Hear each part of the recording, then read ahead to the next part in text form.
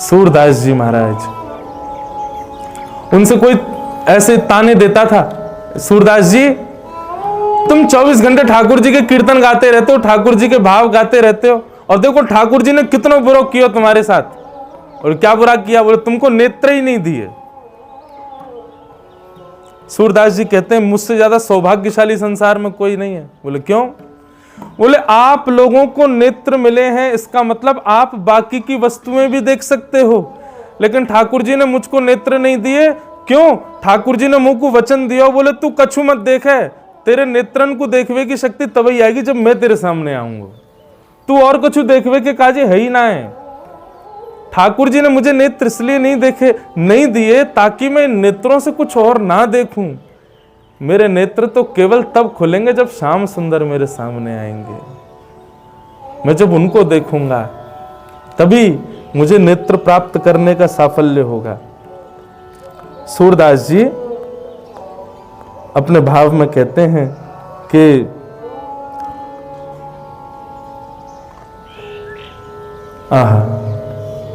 रहो नहीं न ठौर मन में, रहो नाही न ठौर मन में, नंद नंदन आछत कैसे, नंद नंदन आछत कैसे, आनिए उर और मन में, रहो ना हीन ठौर, चलत चितवत दिवस जागत, चलत चितवत दिवस, स्वप्न सोवत राती, स्वप्न सोवत राती, हृदय ते बह मदन मूरति, हृदय ते बह मदन, छिन्ना इत उत जाती, छिन्ना इत उत जाती। सूरदास जी की स्थिति देखो।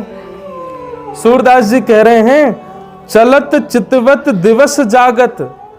बोले मैं चलता भी रहता हूं तब भी मुझे वही दिखते रहते हैं। दिवस जागत, दिन में जब जगा हुआ होता हूं तब भी वही दिखते हैं, रात्रि को सो जाता हूं तब भी वही दिखते हैं। बोले कौन दिखता है? बोले हृदय ते वह मदन मूर्ति, छिन्न इत उत जाति। अरे भैया, जिसके चित्त में साक्षात मदन मोहन जी विराज रहे हों, उसको नेत्रों से भला कुछ और देखने की इच्छा कैसे हो सकती है? हमारे वृंदावन में क्या में निधिवन में कोई चलो गए और रात में अगर बैठ गए तो सुबह तक अंधो है जाए, सेवा कुंज में कोई चलो गए सुबह तक बावड़ो है जाए। वैसे एक बात कहूं, ये केवल निधिवन और सेवा कुंज में नहीं, हमारी दृष्टि यदि हो तो पूरे वृंदावन के कोई भी कोने में भी ये स्थिति है सके। ठाकुर जी की लीला केवल और केवल वहीं सीमित स्थानों पर नहीं होती, हर जगह है रही है। हमारे पास देखने को दृष्टि नहीं है। और एक बात सत्य मानियो, ठाकुर जी यदि दिख गए तो नेत्र यदि होंगे भी ना तो शायद तुम स्वयं ही फोड़ लोगे, बोले कि अब कुछ देखना ही ना है मुझे। शायद ठाकुर जी दिख जाएं कभी तो मन में ऐसी इच्छा होगी, हे ठाकुर जी अब आंधरो ही बना दो मुंह को, अब यह संसार को नहीं देखनो। जिन नैनन में पी बसे दूजा ना ही समाए। जिन नेत्रन में एक बार ठाकुर जी बस गए, उन नेत्रन से अब और कुछ देखने की इच्छा नहीं होगी। एक बात याद रखियो बंधु, आप भजन करते हो, आप नित्य मंदिर जाते हो, कथा सुनते हो, नित्य ठाकुर जी का कीर्तन करते हो, पर फिर भी अन्यत्र भावों में आपकी रुचि बढ़ रही है, इसका मतलब अभी ठाकुर जी के स्वीकारीकरण से कोसों दूर हो।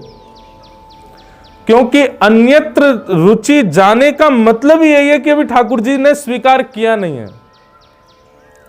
कई लोग होते हैं, उनको मैं देखता हूं, वो भक्ति भाव में जब आते हैं तभी वैष्णव रहते हैं, जैसे ही इतर को गए तुरंत अपने वैष्णव भेष, वैष्णव भाव सबका त्याग कर दे, तुरंत सांसारी बन जाते हैं।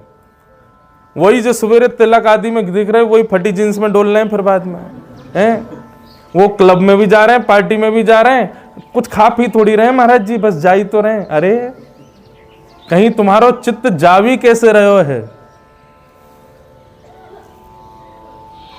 गिरधर छवि पे अटक्यो मेरो मन, गिरधर छवि पे अटक्यो, गिरधर छवि पे अटक्यो मेरो मन, गिरधर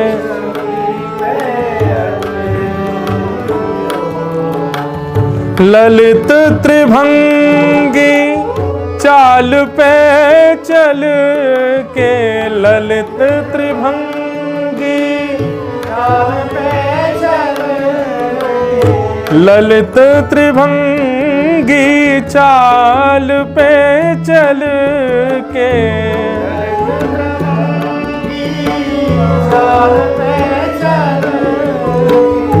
चिबुक चारू गड़ी ठट क्यों, चिबुक दाव भाव से। गिरधर छवि पे अटक्यो मेरो मन, गिरधर छवि पे अटक्यो, गिरधर छवि पे अटक्यो मेरो मन, श्री कृष्णदास जी कहते हैं ललित त्रिभंगी चाल पे चल के चिबुक चारू गड़ी ठटक्यो। ठाकुर जी कौन है? श्री राधा गोविंद देव जी कौन है? मदन मोहन जी कौन है? राधा रमन जी कौन है? ये चिंबक हैं। और हम लोग कौन है? हम लोग लोहा हैं। उनके सामने जाएंगे तो चिपक ही जाएंगे, और यदि नहीं चिपके हैं तो या को मतलब का है, हम एक्सपायर रह गए, जंग लग गई है हमारे लोहा में, बर्बाद है वो, बेकार है वो संसार के विषय में जाके। जो लोहा बर्बाद है जाए वही ना चुपके बातें जाके चिंबकते, और जो बर्बाद है जाए ना वो चिपक भी जाए तो कैसे चुपके? अगर चिंबक उठा लो तो सोई लटक जाएगा, गिर ही जाएगा फिर। तो हम लोग वैसे वाले लोहा हैं, हम चिपके तो सही है लेकिन वैसी पकड़ नहीं है कि महाराज दम लगाना पड़े हटावे में। ललित त्रिभंगी चाल पे चल के चिबुक चारू गड़ी ठटक्यो, मेरो मन गिरधर छवि पे अटक्यो। आहा, कृष्णदास जी दूसरी बात कहते हैं, इसको याद रखिएगा। सजल श्याम घन वरण लीन है, सजल श्याम घन, सजल श्याम घन वरण लीन है, सजल श्याम घन, फिर चित अनत न भटक्यो, फिर चित। ठाकुर जी ने यदि वर्ण कर लियो तो चित्त कहीं नहीं भटकेगो, चित्त विषय की ओर जावेगो ही नहीं। आप जबरदस्ती प्रयास भी करोगे कि मैं विषय को नेक अनुसंधान करूं तो आपको मन अपने आप हट जाएगो। फिर चित्त अनत न भटक्यो, ये कैसे वैष्णव हैं जो वैष्णव भी हैं और चित्त को दूसरी जगह भी लगा लेते हैं? ये स्वीकार नहीं किए अभी ठाकुर जी ने। इसलिए भैया यदि आप वैष्णव वेश धारण करो, वैष्णव बन गए हो, तो या को प्रयास भी करो कि हमारो चित्त अन्यत्र कहीं नहीं जावे। हे कृष्ण दास किए प्राण न्युछावर,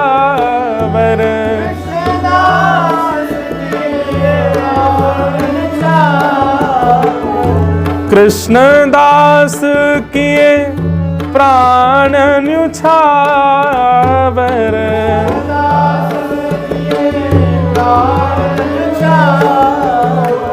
यह तन जग सिर पट क्यों, यह तन जग सिर पट। गिरधर छवि पे अटक्यो मेरो मन, गिरधर छवि पे अटक्यो। गिरधर छवि पे अटक्यो मेरो मन, गिरधर।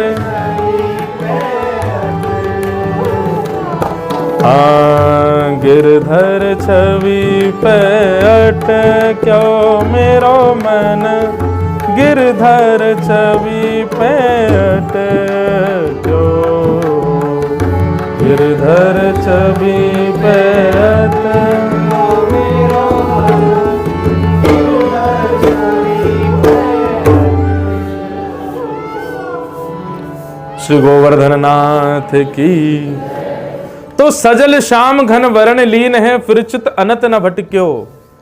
श्री सूरदास जी क्या कह रहे हैं? हृदय ते वह मदन मूर्ति, छिन्न न इत उत जाती।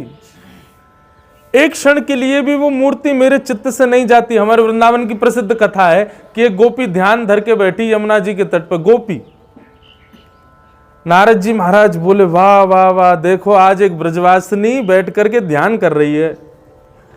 नारद जी महाराज बोले अरे अरे गोपी, कौन को ध्यान कर रही है? अरे भैया, ध्यान तो धारण करवे के काजे होए करे। अरे गोपी, तू ब्रजवासी है कि कौन को धारण कर रही है अपने चित्त में? गोपी ने नेत्र खोल के नारद जी से कही, बोले नारद जी, पूरे विश्व के लोग तो नेत्र बंद करके धारण करें वह प्रियतम को, वह श्याम सुंदर को, पर हम ब्रज की गोपी तो नेत्र बंद करके चित्त में बैठे हुए ठाकुर जी से हाथ जोड़ें, प्रार्थना करें, विनय करें, लाला नेक देर को हमारे चित्त को छोड़ के कहीं और चलो जा, ताकि हम घर के कछु काम धंधे कर लें। क्यों? ये चित्त में ही बैठो रहे निगोरो, कछु करन ही ना दे, 24 घंटा चित्त में बैठो रहे। हम तो ध्यान या मारे कर रही हैं कि नेक देर को चित्त से बाहर जाए तो हम संसार के काम करें। हमें संसार पूर्ण रूपेण पकड़ लेता है, इसका मतलब चित्त में ठाकुर जी नहीं है। चित्त में ठाकुर जी आ जाएंगे तो फिर घर के लोग कहेंगे भैया चाय पी लो, तो आपको ध्यान करने जाना पड़ेगा। लाल जी ने एक देर को चित्त से जाऊं, मैं चाय पियाऊं। घर के लोग कहेंगे बुआ की छोरी को ब्याह है, चल बेटा जल्दी। अच्छा, ध्यान करोगे, लाल जी आप 2 दिन के लिए नक चित्त से चले जाओ, मैं नक चल हो जाऊं। ये स्थिति हो जाएगी। ठाकुर जी चित्त में नहीं है, इसलिए हम सहज ही अनायास ही संसार को स्वीकार कर लेते हैं। तो ये बात केवल आप लोगों के ऊपर ऐसा नहीं, मेरे ऊपर भी यही है। पर हाँ, हम पे ठाकुर जी की इतनी कृपा हो गई है कि 24 घंटा बिना कछु के ही कान पकड़ के ठाकुर जी अपना चिंतन करवाते रहे, अपने भाव दिलाते रहे। तो यासों ही सही सांसारिक भाव में कम प्रवेश है पावे है, नहीं है ऐसा नहीं है, लेकिन हाँ पहले तो कम है, और कम है जाए, भगवान कृपा करें। तो भैया सूरदास जी कहते हैं मुझ पे नेत्र नहीं है, ठाकुर जी की बहुत बड़ी कृपा है मुंह पे। क्यों? क्योंकि मेरे नेत्र इसलिए नहीं है ताकि कहीं संसार की कोई आसक्ति मेरे नेत्रों में बैठ करके कहीं अपनी ओर आसक्त ना कर ले। मेरे नेत्रों की जो ऊर्जा है, मेरे नेत्रों में जो प्रेम है, मेरे नेत्रों में जो भाव है, वो केवल और केवल प्रियतम के लिए हैं। वो जब मेरे सामने प्रकट होंगे उनको मैं देखूं, केवल इसके लिए ठाकुर जी ने मुझे अंधा बनाया है। 2 भाव हैं, या तो ठाकुर जी दिख जाएंगे तो दिखवे के बाद आंधळे रह जाओगे, और या ठाकुर जी को देखवे को मन होगा तो पहले तो ही आंधळे रह जाओगे। अब ना देखना मुझे कछु, अब तो श्याम सुंदर को ही देखना है बस। दर्शन को नैना तपे, वचन सुनन को कान, मिलवे को हियरा तपे, हिय के जीवन प्राण, गोवर्धनवासी सांवरे तुम बिन रहो न जा। तो गोपियां कह रही हैं ऐसे ठाकुर जी को जिन्होंने नहीं देखा, उन्होंने अपने नेत्रों को पाने का कोई साफल्य नहीं पाया है। कैसे श्याम सुंदर जो वेणु का वादन कर रहे हैं, अक्षणवताम फलमिदम न परम विदाम। बंधुओं, कल रात्रि हम आए भैया के यहाँ, तो मैं पता 3 बजे सोया सवेरे, क्यों? क्योंकि इतनी व्यस्तता कहीं से आया, वेणु गीत देख रहा था रात्रि में, क्या भाव है, तो मन में आया कि वेणु में कौन कौन से लक्षण हैं। ये आप लोगों का भी होमवर्क है। 4 लक्षण मैं बता रहा हूं, इसके इतर 4 लक्षण आप लोग भी लिखो कि वेणु में ऐसे कौन कौन से लक्षण हैं जिससे वो हरिप्रिय है। वो लक्षण मानव संबंधी होने चाहिए, वो लक्षण हम भी धारण कर सकें अपने अंदर, ऐसे लक्षण होने चाहिए।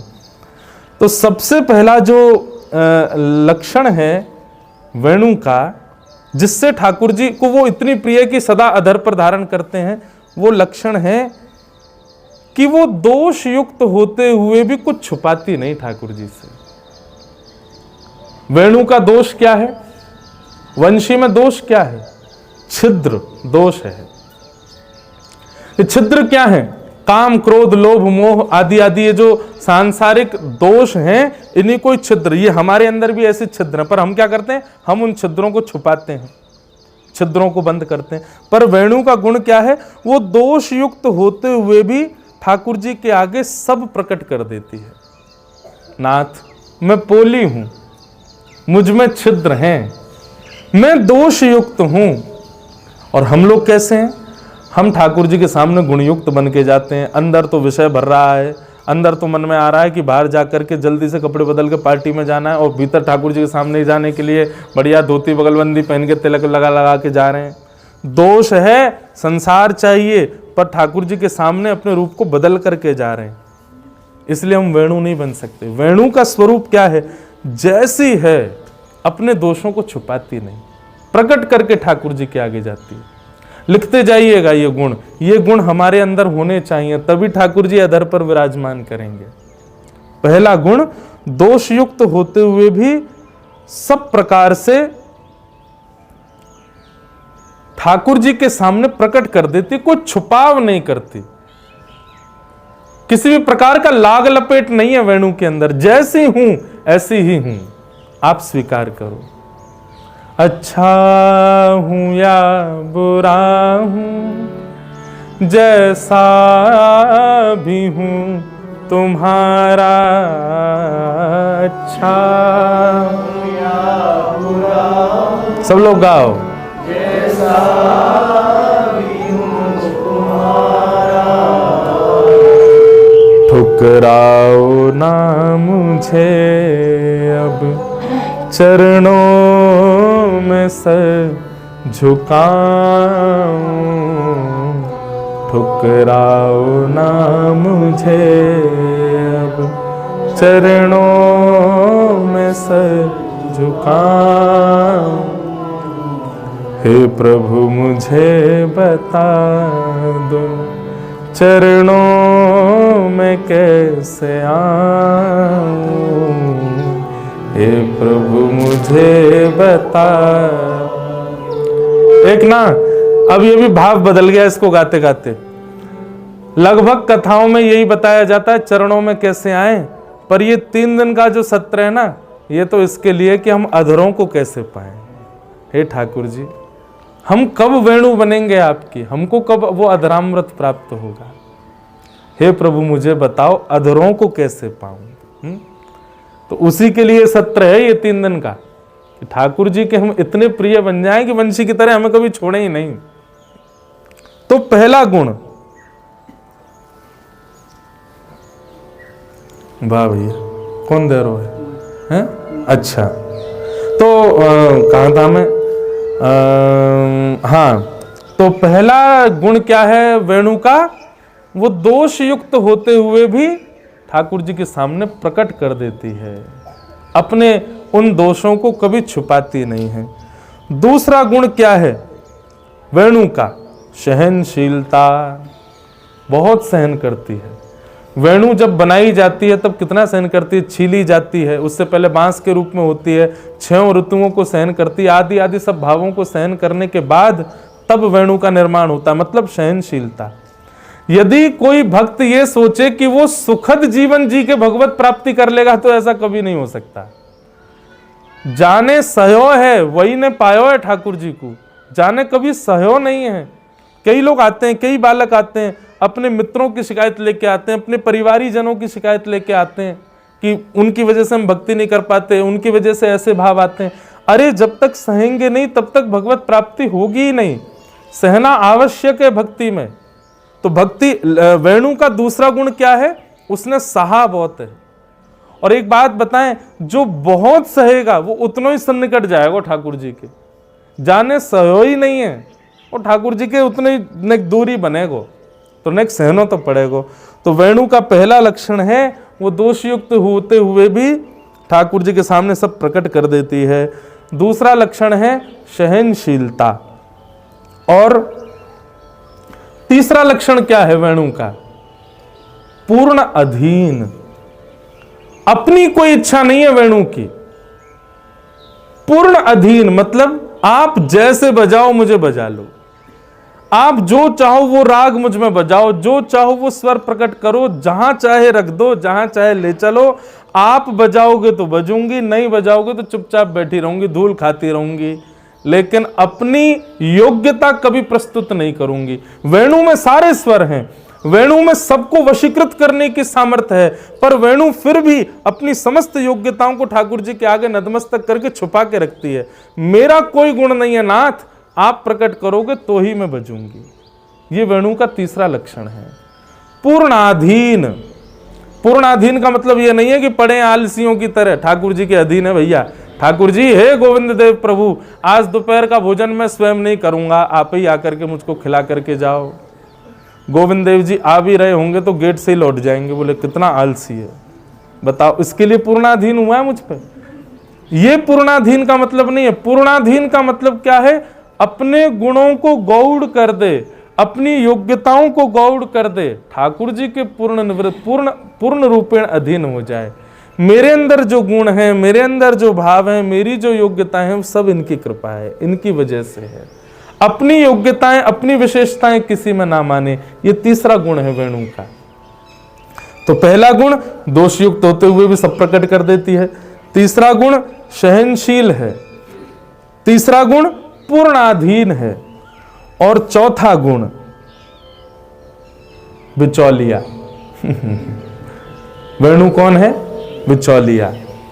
स्वर प्रकट होता है वेणु से, आकर्षण होता है वेणु से, पर कभी भी सुनने वाला व्यक्ति वेणु से प्रेम नहीं करता है, वेणु बजाने वाले से प्रेम करता है। ये वेणु का चौथा लक्षण है। मतलब ये एक प्रकार से हमारे लिए, वक्ताओं के लिए, कि हमारा काम ये नहीं होना चाहिए कि भाई सब हमसे आकर्षित हो जाओ, हमारे पीछे पड़ जाओ, हमारे संग लगे रहो। नहीं, हम तो वेणु हैं, बजा तो श्याम सुंदर रहे हैं, आपको उनकी ओर आसक्त होना है। और यही भाव आपके लिए है। कब? देखो ये दूसरे यजमान प्रकट हो गए हमारी कथा के। प्रथम यजमान अंधेरे में श्री चंद्रमा हैं, प्रथम आरती वो करते हैं, दूसरी आरती इनको करनी है तो 10-15 मिनट पहले ही आ गए हैं, तो बस अब करेंगे आरती। तो क्या बता रहा था मैं? चौथा लक्षण क्या है वेणु का? बिचौलिया। बिचौलिया लक्षण मतलब शरणागति करवाती है, अपनी नहीं, ठाकुर जी की। आप भी वैष्णव बने हैं, आप भी गुणयुक्त हो जाएंगे, आप भी भावयुक्त हो जाएंगे। तो भावयुक्त होकर के जब ये भाव आप किसी को सुनाएंगे तो एक चीज का आपको अनुभव होगा जो हमको होता है, क्या? कि सुनने वाला व्यक्ति वो हमसे ही आकर्षित हो जाता है। लेकिन यदि वो हमसे आकर्षित हो रहा है तो ये उसकी कमी है। हमारे अंदर ये भाव नहीं होना चाहिए कि वो हमसे आकर्षित हो, हमारे अंदर तो यही भाव होना चाहिए वो श्याम सुंदर के ही आसक्त हो। ये वेणु का चौथा लक्षण है। तो पहला लक्षण दोष युक्त होते हुए भी सब प्रकट कर देती है, दूसरा लक्षण सहनशील है, तीसरा लक्षण पूर्णाधीन है, और चौथा लक्षण शरणागति करवाती है योग्यता होते हुए भी। ये चार लक्षण यदि हमने अपनी मति से ढूंढे, यदि ये चार लक्षण हमारे भीतर आ जाएं तो हम भी कहेंगे कि अब ठाकुर जी ने हमको भी अधर पर धारण कर लियो है, अधर पर ठाकुर जी ने धारण किया है। इसका क्या है भैया? ये 2 5 2 6, वाह भैया, सबके कोड वर्ड निकल आएंगे यहीं पे। तो इसका एक पद भेजा है, आहा, सुंदर राग लो, कोई भैरव लो, आहा। गोपियां ये बात वेणु गीत में कहती हैं अरे बैरणी, ये हमारी सौत है। कौन? वंशी। जो स्थान हमारा होना चाहिए वो इसको प्राप्त है। ठाकुर जी के अधरामृत मिले भय आपको। मुरली कौन तप तय कियो, मुरली कौन तप तय की, मुरली कौन तप तय कियो, मुरली कौन तप। ये जो भी पद यहाँ गाए जाएं ये केवल सुनने नहीं है, पीछे दोहराने हैं। और वो भाव रखो। हम भी मुरली से कह रहे हैं कि अब हटो, हमको भी आन दो, हमको भी ठाकुर जी के इतने सन्निकट रहने दो। मुरली कौन तप तय कियो, मुरली कौन। क्या करती है मुरली? रहत गिरधर मुख ही लागी, रहत गिरधर मुख ही, रहत गिरधर मुख ही लागी, रहत गिरधर मुख ही, अधर को रस पियो, अधर को रस, अधर को रस पियो, अधर को रस। गाओ। मुरली कौन तप तय कियो, मुरली कौन तप, मुरली कौन तप तय कियो, मुरली कौन।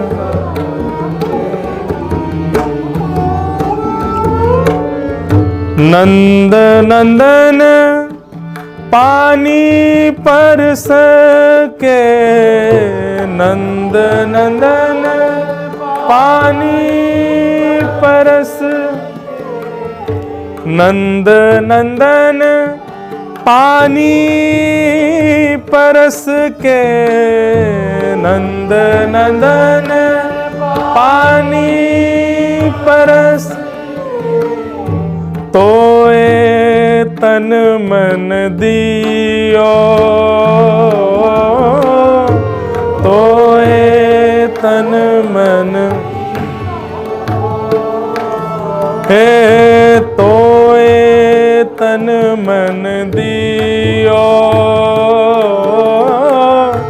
तोए। अरे वंशी, तेने ऐसो कहा कियो है, जो विश्व अपनो तनमन श्री कृष्ण को प्रदान करे, वह नंद नंदन ने अपनो तनमन तो को प्रदान कर दियो। अरे वंशी, तेने ऐसो कौन सा मनोरथ कियो, तेने ऐसे कौन से पुण्य किए हैं? जा विश्व के अधिपति के पीछे पूरा विश्व पड़ो है, वो अधिपति विश्वनाथ तेरे पीछे पड़ो है। हाँ सूर श्री गोपाल बस भय, सूर श्री गोपाल, सूर श्री गोपाल बस भय, सूर श्री गोपाल बस भय। जगत में यश लियो, जगत जाको यश पूरे जगत में है, वो तेरे वश में है। जगत वश कर लियो, जगत मुरली कौन तप तै कियो, मुरली कौन तप तै कियो, मुरली कौन तप तै कियो, मुरली कौन तप तै कियो। रहत गिरधर मुख ही लागी, रहत गिरधर मुख ही अधर को रस पियो, अधर को रस पियो, नंद नंदन पानी परस के, नंद नंदन पानी, मतलब नंद नंदन को जिसने पूर्ण रूपेण पा लिया, नंद नंदन पानी परस के, नंद नंदन पानी तोए तन मन दियो, तोए तन मन, सूर श्री गोपाल बस भय, सूर श्री गोपाल बस भय, जगत में जस लियो, जगत में, जिन्होंने पूरे विश्व में यश पाया वो गोपाल जी तने अपने वश में कर लिए। अरे वंशी, तने ऐसे कौन से पुण्य किए हैं?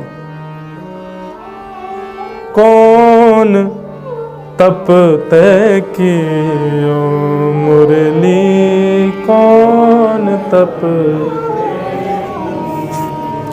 गोपियां कह रही हैं, अक्षणवताम फलमिदं न परम विदाम, सख्य प्रसूननु विवेशयतोर्वयस्यै, वक्त्रं ब्रजेश सुतयोरनुवेणुजुष्टं, यैवान पीतमनुरक्त कटाक्ष मोक्षम। गोपियां कहती हैं, आज ही एक संकल्प धारण कर लीजिए। क्या? कि नेत्र हमको प्राप्त हैं। अब इन नेत्रों का एक ही, अब हमारा जप तप नियम सब एक ही चीज के लिए। क्या? कि इन नेत्रों को प्राण त्यागने से पहले इन नेत्रों से हमको श्यामा श्याम देखने हैं, इन नेत्रों से हमको साक्षात श्री गोविंद के दर्शन करने हैं।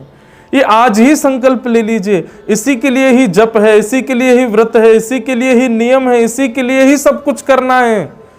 बंधुओं, जीवन में आने वाले सुख दुख हम अपने कर्मों से प्राप्त कर सकते हैं। उन कर्मों को सुदृढ़ बनाने के लिए जप तप नियमों की आवश्यकता नहीं है। जप तप नियम अनुष्ठान आदि इन सबको तो केवल एक भाव के लिए करो कि केवल श्यामा श्याम हमको प्रत्यक्ष दिख जाएं, तब इन नेत्रों का साफल्य पूर्ण होगा। गोपियां कह रही हैं, जिन्होंने गाय चराते हुए श्री कृष्ण को नहीं देखा, उनके नेत्रों ने वास्तव में पाने का साफल्य ही नहीं पाया है। इस प्रकार गोपियां वेणु गीत में ठाकुर जी के रूप का वर्णन कर रही हैं, ठाकुर जी के गुण का वर्णन कर रही हैं। अब भाव तो है कि एक श्लोक और बोल दें वेणु गीत का, उसके बाद आज के भाव को विश्राम देंगे। कल फिर पुनः 5:15 बजे से प्रारंभ करेंगे और 5 बजे ही आ जाएंगे कल हम। आप लोग आ ही गए थे समय से। तो गोपियां कह रही हैं कि चूत प्रवाल वरहस्तव कुपोलम, मालानु जतुरलम पशुपाल गोष्ठ्या, रंगे यथा नटवरौ क्वच गायमान। गोपियां कहती हैं, ठाकुर जी जब वन में गैया चराने जाते हैं तो उनका रूप कैसा होता है? तब गोपियां कहती हैं, बोले ठाकुर जी मैया तो श्रृंगार करके भेजे, पाग पहना के, पीतांबरी पहना के, माला आदि पहना के, के बाद ठाकुर जी अपना श्रृंगार स्वयं और कर लें। क्या करें? बोले आम के सुंदर वृक्षों से नए नए पत्ते जो निकले होंगे आम के वृक्ष में, उन पत्तों की डाल को तोड़ लेते हैं, कछु यहाँ खोस लेंगे, कछु यहाँ लगा लेंगे, ऐसे अपने पाग में जगह जगह जहाँ जहाँ अवकाश मिलता है ठाकुर जी वहाँ आम के कोमल पत्तों को पिरो लेते हैं और क्या करते हैं, बोले कि इस प्रकार अपने पाग में आम के सुंदर पत्ते लटका लेते हैं। वो जब सूख जाते हैं तो वो यूँ लटक और जाते हैं मुखमंडल पर, तो ठाकुर जी बीच बीच में उनको ऐसे हटाते रहते हैं।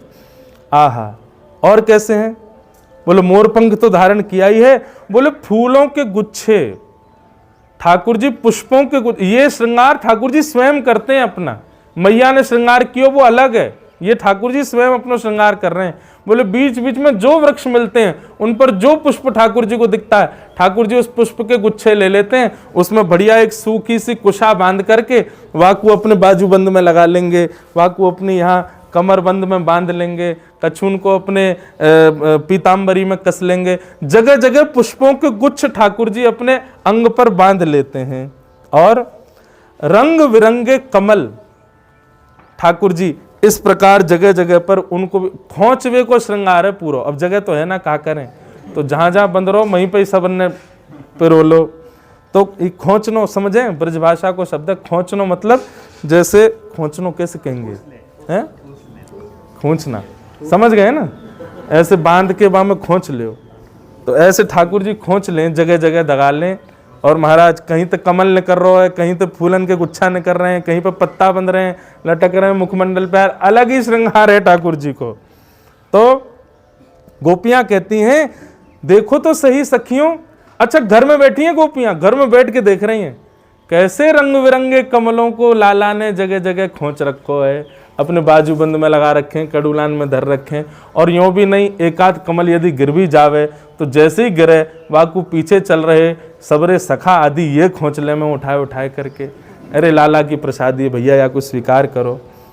रंग बिरंगे कमल के और कुमुद की माला, कुमुद की माला एक कमल जैसा कुमुद होता है, उसके पतले पतले रूप होते हैं कुमुद, उसकी ठाकुर जी माला पहन लेते हैं, गले में धारण करते हैं। और कैसी माला पहनते हैं, ये छोटी माला मुंह को पहना दे, ये इतनी छोटी नहीं, ऐसी पहने कि ठाकुर जी चलें तो पामन से ठोकर मारते हुए चलें वहाँ पे, हाँ ऐसे चलेंगे ठाकुर जी, ऐसी सुंदर माला पहन लें। और सांवरे श्री कृष्ण हैं, उन्होंने पीताम्बरी पहन रखी है। गौर वर्ण के बलराम जी हैं, उन्होंने लीलांबरी पहन रखी है। और फिर क्या कर रहे हैं, बोले ऐसे अपना पूर्ण श्रृंगार करके जगह जगह पुष्पन को खोंच करके और आम की पत्तन को सिर पाग पे बांध के आदि आदि ये सब करके पूरे पुष्पन से भर गए, वनमाली ठाकुर जी बन गए। अब वनमाली बन करके जैसे आप लोग बैठे हैं ऐसे सब ग्वाल बाल बैठे हैं और ठाकुर जी कूद करके सबरे ग्वालान के बीच में बैठ जामे। और बैठ करके महाराज अपने एक कान पे हाथ धर के भुजा उठा करके ठाकुर जी मधुर संगीत गामे, उनके बीच में बैठ करके पदावली गा रहे हैं, कभी कोई रसिया गा रहे हैं, कभी कोई भाव गा रहे हैं। और वाद्यिका बज रहे हैं, बोले एक दूसरे की सिरई बजा रहे हैं, एक दूसरे के पेट को ही बजा रहे हैं। ऐसे ही हाथ में से जो स्वर निकाले वाली वस्तु मिल जाए, जैसे घड़ा आदि हैं उनको ही बजावे लग रहे हैं। और ठाकुर जी मधुर संगीत से सबरे ग्वाल बालन के बीच बैठ करके मधुर गायन कर रहे हैं। ऐसे नटवर समान आकर्षण वाले, अरे सखी मेरो तो मन घर में लगा ही ना रहे हो, मेरा तो मन कर रहा हो या श्याम सुंदर के पास पहुंच जाऊं और जाए करके याके मधुर स्वर को सुन लूं। बंधु स्वर की बात आई, एक कथा मैंने यही सुनाई थी पिछली बार, क्या कि एक बार गोविंद दास जी, अष्ट सखाओं में एक सखा गोविंद दास गुसाई विठलनाथ जी को पद सुना रहे थे। और सुनाते सुनाते बीच बीच में गाते गाते रुक जाएं और ऐसे ही बोले नेक ढंगते का लाला नेक अच्छे ते स्वर लगा, ऐसे ना गायो करें, देख बेसुरो काई को हेरो अच्छे ते गा। तो सामने बैठे गुसाई जी बोले ए गोविंदा, ये तुम बीच बीच में किसको टोकते हो? तो गोविंदास जी बोले गुसाई जी तुम्हारो लाला बैठो है और मेरे पीछे पीछे हाथ लगा के कान पर गा रहा हो प्रेम से। गोविंद दास जी को गुसाई विठलनाथ जी को ठाकुर जी नहीं दिख रहे थे, गुसाई जी के नेत्रों में आंसू आ गए। तो गोविंद दास जी से बोले गोविंदा मुझको ये मत बता, ठाकुर जी तक कह मत कि वो मेरे सामने प्रकट हो, बस तू सुन एक बात बता, ठाकुर जी को स्वर कैसो है, ठाकुर जी गावे कैसो है, ठाकुर जी की बोली कैसी है, नहीं बता तो सही उनके स्वर कैसे हैं, वो गावे कैसो हैं। ये बात सुनते ही गोविंद दास जी के नेत्र सजल हो गए और श्री गोविंद दास जी बोले मैं कहाँ वर्णन करूं, जाको वर्णन है जाए समझो वो वस्तु सामान्य थी, और जाको वर्णन ना है सके समझो वो असामान्य थी। अरे गुसाई जी मेरे पास शब्द नहीं है लाला के स्वर को बखान करवे को, इतनो सुंदर गामे, इतनो मधुर गामे, लाल जी इतनो मीठो गामे, मैं कहा बताऊं। लेकिन गुसाई जी बोले तने लेकिन क्यों कही, कहा भयो? बोले लाल जी तो बहुत मधुर गामे, पर लाल जी से भी मधुर हमारी श्यामा जू गामे, हमारी लाडली जू गामे, हमारी श्री जी गामे, हमारी किशोरी जी गामे। उनके स्वर के आगे तो लाला भी फीको सा लगे, श्री जी के स्वर ज्यादा सुंदर हैं। तो गोपियां कह रही हैं, कैसे हैं ठाकुर जी? मध्य विरे जतुरलम पशुपाल गोष्ठ्याम रंगे यथा नटवरो क्वच गायमानो। ठाकुर जी अपने कान पर हाथ रख के ग्वाल बालों के बीच में बैठ करके नटवर बन करके सुंदर अपना श्रृंगार करके बीच में मधुर मधुर स्वर लगा रहे हैं। बीच बीच में पत्ता आ जाए उनको उठाए करके किनारे कर दें और ठाकुर जी को ऐसा मधुर संगीत चल रहे है। इतने सुंदर ठाकुर जी, उनके रूप को देख करके गोपियां आसक्त हो रहे हैं। चांद सा सलोना मुख लटे घूंघरारी हैं, भौएं हैं कटीली आंखें तिरछी कटारे हैं, होया के मधुर रसीले वचन हो मेरा या पे अटक गया मन। राधा रमण मेरो राधा रमण रे, राधा रमण मेरो राधा रमण। ऐसे सुंदर ठाकुर जी के रूप को वर्णन करके गोपियां आनंदित हो रही हैं। गोपियां, बंधुओं एक बात बताऊं, ब्रज में कभी जाओ, एक बात कह के बस कथा को विश्राम देंगे। ब्रज में कभी जाओ और ये भी कोई गौ पालक गौ चराते भय आपको ग्वारिया दिख जाए ना, तो एक बार मेरे कहे तो बाकू प्रणाम जरूर करियो। एक जगह कथा में पढ़ रहे हो, बहुत ध्यान से सुनियो। नंदगाम में एक बाबा रहते और वे बाबा नंदगाम में रहते और मधुकरी मांग करके वहीं भिक्षाटन करके रहते। उन बाबा को नियमों जो भिक्षा लेके आते ना, बाबा में पाते, वही समय एक कुत्ता उनके पास आ जाता, बाबा बाकू भी मधुकरी पवा देते, थोड़ा सा भाव जो बचता बाकू दे देते। उनको लगती भैया ब्रज को कुत्ता है, जो कोई संत ही होगा, मधुकरी को या को भी अधिकार है। तो बाबा नित्य पवाते। एक दिन बाबा कहीं चले गए, वहां 2 दिन लग गए, 2 दिन तक बाबा आए नहीं। 2 दिन बाद जब बाबा लौट करके आए तो रात में रोने की आवाज सुनाई दी। बाबा उठ करके बैठ गए, भैया कौन रो रहा है? कुटिया के बाहर झांक के देखा तो एक प्रेत था। वो प्रेत बोले महाराज जी आपकी झूठन और ब्रजवासियों के घर की मधुकरी, इसको पाकर के मैं अपनी योनि से निवृत्त हो रहा था, परंतु 2 दिन तक आप यहाँ रहे नहीं और मुझे मधुकरी प्राप्त भई नहीं, मैं तो फिर से प्रेत योनि में ही रह गया। मतलब वो कुत्ता कोई और नहीं था, वो एक प्रेत था जो उसके रूप में नित्य आता था और आकर के वो मधुकरी प्रसाद ले रहा था निवृत्त होने के लिए अपनी योनि से। तो बाबा ने जैसे सुनी प्रेत, देखो वैष्णव का ऐसा लक्षण होता है, जैसे ही सुना कि प्रेत है, प्रेत सुनते ही उसके पीछे पड़ गए। बोले भैया सुनो, तुम प्रेत हो? बोले हाँ। बोले तुम ब्रज के प्रेत हो, साधारण तो हो नहीं हो? तो बोले हाँ है तो ब्रज के प्रेत। तो बोले तुमको ये पता होगी कि श्याम सुंदर कहाँ है? प्रेत बोलो हाँ पता तो है। तो तुमने दर्शन किए? बोले इतनी योग्यता कहाँ महाराज जी, प्रेत हैं तो प्रेतों को इतना तो पता होता है कि देव कहाँ घूम रहे हैं। बाबा चरणन में गिर गए, बोले मैं तेरी मुक्ति की जिम्मेवारी मैं ले रहा हूं, तो मुक्त करा दूंगा, तू बस इतना बता दे श्याम सुंदर कहाँ है। तेरे पांव हाथ जोड़ूं भैया, तू मुझको बता दे श्याम सुंदर कहाँ है। तब वो प्रेत बोले बाबा ये नंदगाम ते नेक दूर जाओगे ना, मैं बता रहा हूँ, ठीक है, सुन लियो। बोले हाँ बता दे भैया। बोले नंदगाम ते नेक दूर जाओगे ना तो वहां शाम के समय कछु ग्वारिया गैया चरा के लौटे। बोले हाँ। तो बोले उन ग्वारियान के झुंड में एक नेक 100 बालक और चले पीछे पीछे। बोले हम भाई। तो बोले बाबा वही के पाम पकड़ लियो, वही ठाकुर जी हैं, वही ठाकुर जी। बाबा ने कही तेरी मुक्ति की जिम्मेवारी मैं ले रहा हूं, तू यहीं डट जा, मैं अभी आऊं। और बाबा गए, शाम को समय भयो, महाराज झाड़ी में छुप के बैठ गए। इतने में ही गैयान को झुंड आयो और गैया जा रही और गैयान के पीछे बड़े बड़े महाराज सिर पे पाग वाग बांध करके ग्वारिया जा रहे। इतने में ही नेक नेक सी गैया बछिया जा रही और उन बछियान के बीच में गद मदरासो नेक 100 एक सांवरो सो लाला। उन गैयान ने हाँकते हुए चल लो। बाबा गए और बाबा ने जा करके बाके पाम पकड़ लिए। अच्छा वो था ग्वारिया का बेटा ही, और बाबा को तो वह प्रेत की बात पे विश्वास, बाके चरण पकड़ लिए। बोले अरे ठाकुर जी मुँह पे कृपा करो, मुँह पे अनुग्रह करो, आज बड़ी मुश्किल से मुँह को मिले हो, अब ना छोड़ूंगा। अब तो वो बालक रोवे, अरे मैया तो मारेगी, बाबा कहा कर रो है, अरे मेरे पामन को छोड़। ना तुम्हें ठाकुर जी हो, मुँह को पूर्ण विश्वास है, तुम्हें ठाकुर जी हो, तुम्हें मेरो जीवन उद्धार करोगे, तुम्हें मेरे लाला हो, तुम्हारे चरणन में प्रणाम करूं। देख बाबा तो को रोटी चाहिए रोटी ले जा, मधुकरी चाहिए मधुकरी ले जा, छाछ चाहिए छाछ ले जा, मेरे पामन ने छोड़, मेरी मैया बाट निहार रही है घर पे, लेट जाऊंगा तो को भी मारेगी, मुँह को भी मारेगी, चल जल्दी छोड़। बाबा बोले मैं नहीं छोड़ूंगा, एक बार मुँह को दर्शन करा दो, गोदी में बैठा के स्वयं छोड़ के आऊंगा, एक बार दर्शन तो दे दो।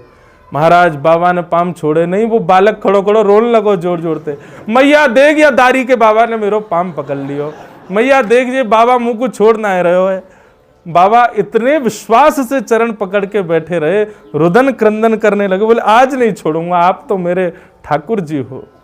आहा, नंद भवन में बैठे ठाकुर जी के नेत्र सजल हो गए और महाराज बा बालक के रूप में ही श्री श्याम सुंदर प्रकट है गए और प्रकट है के बाबा को दर्शन दे दिए।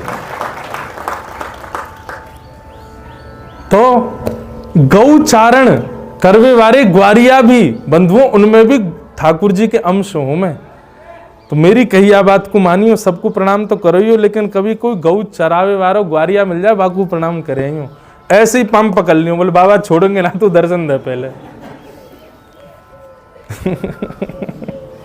पता चली महाराज ग्वारियान की शामत आ गई, जयपुर ते ग्वारिया गुजर ही नहीं रहे, क्यों? बोले माँ ठाड़े खड़े रहे पकड़ बेकू। तो भैया ऐसा वेणु गीत अभी हमारे 2 श्लोक हुए हैं और भी श्लोक हैं, उनका हम गायन करेंगे बड़े भाव से। कल आप सब लोग 5 बजे पधारना, आओ बड़े प्रेम से गाओ।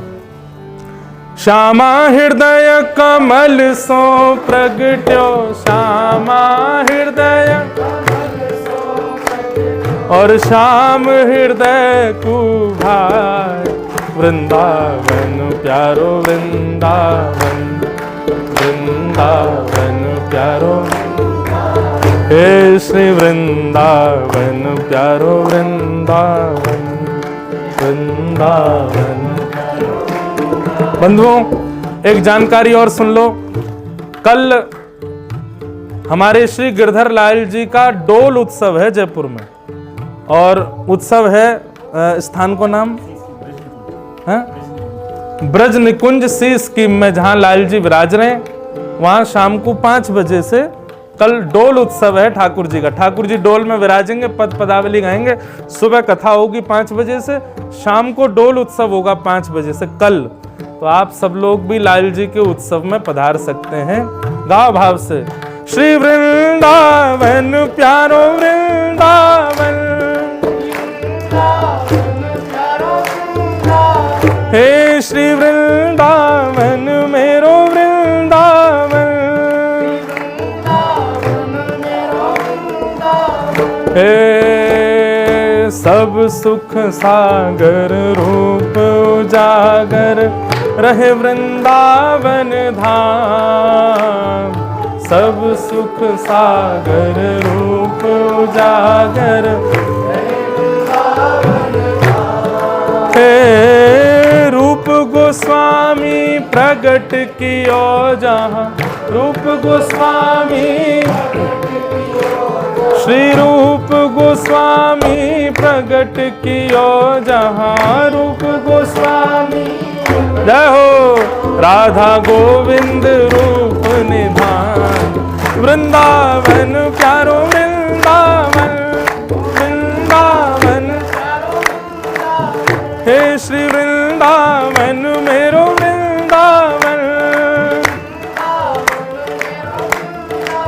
रूप गोस्वामी प्रकट कियो जहाँ रूप गोस्वामी, राधा गोविंद रूप निधान, वृंदावन प्यारो वृंदावन हे श्री वृंदावन मेरो वृंदावन। हे बिहरत निस दिन कुंज गलन में, ब्रज जन मन सुख धाम। बिहरत निस दिन कुंज गलन में, ब्रज जन मन सुख। हे मदन मोहन को रूप निरख के, मदन मोहन श्री मदन मोहन को रूप निरख के, मदन सनातन बलि बलि जाय, वृंदावन प्यारो वृंदावन, वृंदावन हे श्री वृंदावन मेरो वृंदावन। मदन मोहन को रूप निरख के, मदन मोहन को सनातन बलि बलि जाय, वृंदावन प्यारो वृंदावन हे श्री वृंदावन मेरो वृंदावन।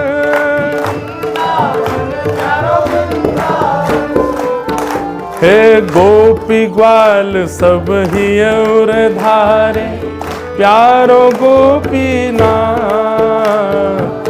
गोपी ग्वाल सब ही और धारे,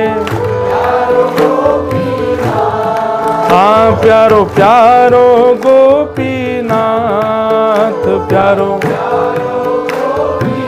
हे बड़ो प्यारो गोपीनाथ, बड़ो हे मधु पंडित जिन कंठ लगायो, मधु पंडित श्री मधु पंडित जिन कंठ लगायो, और है रही जय जयकार, वृंदावन प्यारो वृंदावन हे श्री वृंदावन मेरो वृंदावन।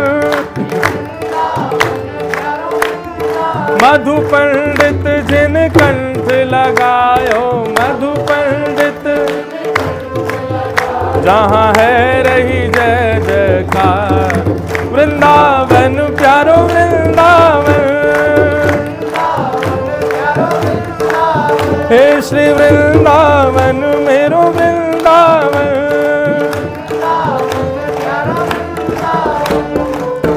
श्री गोपाल भट्ट झुके हृदय वेदना, प्रगट्यो शालिग्राम। गोपाल भट्ट झुके कौन? रूप सुधा को खान हमारो, रूप सुधा को हे रूप सुधा को खान हमारो, रूप सुधा कहो श्री राधा रमण दुलार, वृंदावन प्यारो वृंदावन हे श्री वृंदावन मेरो वृंदावन। रूप सुधा को खान हमारो, रूप सुधा को श्री राधा रमण दुलाल, वृंदावन मेरो वृंदावन, हे श्री वृंदावन प्यारो वृंदावन,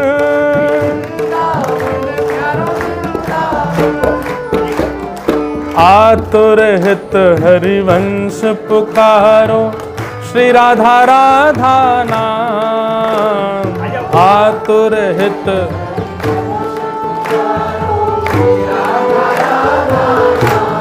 हे आतुर हित हरिवंश पुकारो, श्री राधा राधा नाम, आतुर हित हरिवंश पुकारो, सघन कुंज यमुना तट आयो, सघन कुंज,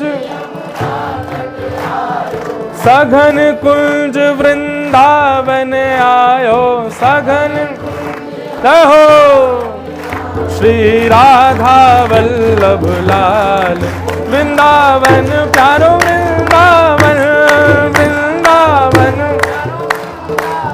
हे श्री वृंदावन प्यारो वृंदावन,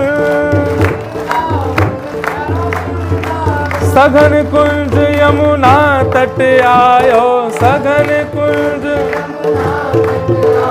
श्री राधा वल्लभ लाल, वृंदावन प्यारो वृंदावन,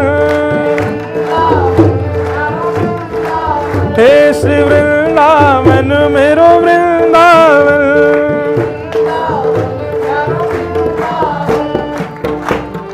जुगल किशोर को लाड़ लड़ायो, नवल कुंज ही मां, जुगल किशोर को लाड़ लड़ायो,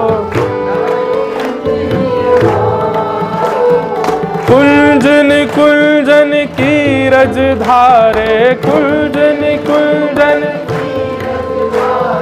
कुंजन कुंजन की रज धारे, कुंजन कुंजन हरि व्यास युगल यश गाय, वृंदावन प्यारो वृंदावन,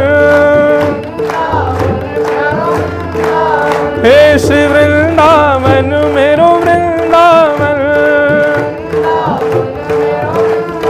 कुंजन कुंजन की रज धारे, कुंजन कुंजन जहाँ व्यास युगल यश गाय, वृंदावन प्यारो वृंदावन, हे श्री वृंदावन मेरो वृंदावन,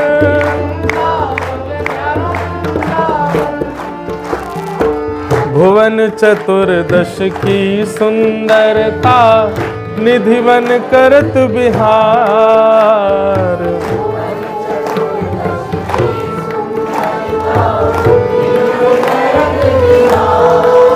हाँ भुवन चतुर्दश की सुंदरता, निधिवन करत बिहार, भुवन चतुर्दश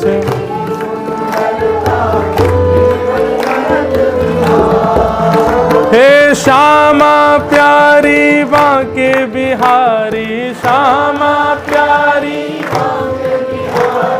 श्यामा प्यारी कुंज बिहारी, श्यामा प्यारी, और जय जय श्री हरिदास, वृंदावन प्यारो वृंदावन, हे श्री वृंदावन मेरो वृंदावन, श्यामा प्यारी कुंज बिहारी, श्यामा प्यारी हरिदास, वृंदावन प्यारो वृंदावन, हे श्री वृंदावन मेरो वृंदावन,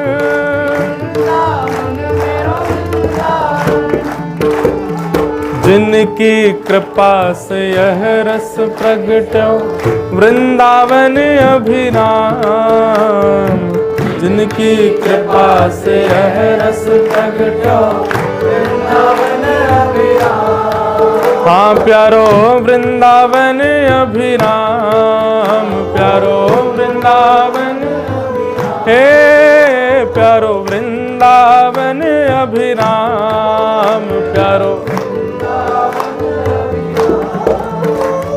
सप्त निधिन को ही उजियारो, सप्त निधिन को, सप्त निधिन को ही उजियारो, सप्त निधिन को ही उजियारो। और यह आनंद कर भावे वारो, यह आनंद कर भावे वारो। और हम सबको मिलवावे वारो, हम सब रहो हमारो गिरधर लाल, वृंदावन प्यारो वृंदावन, हे श्री वृंदावन मेरो वृंदावन। हम सबको मिलवावे वारो, हम सबको मिलवावे वारो। और यह आनंद करवावे वारो, यह आनंद करवावे वारो। हमारो गिरधर लाल, वृंदावन प्यारो वृंदावन, हे श्री वृंदावन मेरो वृंदावन। राधे गोविंद भजो राधे गोविंदा, जयपुर में राज करे राधे गोविंदा। जय राधे राधे राधे राधे राधे गोविंदा, जय राधे राधे राधे राधे राधे गोविंदा। जय राधे गोविंद भजो राधे गोविंदा, जय राधे गोविंद भजो राधे गोविंदा। जय राधे राधे राधे राधे राधे गोविंदा, जय राधे राधे राधे राधे राधे गोविंदा। जय राधे गोविंद भजो राधे गोविंदा, जय राधे गोविंद भजो राधे गोविंदा। जय राधे गोविंद भजो राधे गोविंदा। जय जय श्री राधे, जय जय श्री राधे, जय जय श्री राधे। बोल वृंदावन बिहारी लाल की, श्री राधा रमण लाल की, श्री राधा वल्लभ लाल की, श्री राधा गोविंद देव की, श्री राधा गोपीनाथ की, श्री श्री राधा माधव की, पूछरी के लौटा की खूब खूब प्यारे। बंधुओं, कल सुबह फिर मिलेंगे 5 बजे और कल शाम को मिलेंगे फिर 5 बजे सी स्कीम के कौन सा ब्रज निकुंज में। आप सब लोग खूब भाव से पधारो। सबको बहुत बहुत, कल माइक और बढ़िया लग जाएगा, आप सबको आवाज आए। सबको जय श्री कृष्ण, जय सिया राम, जय श्रीमन नारायण, जय जय श्री राधे, जय हो।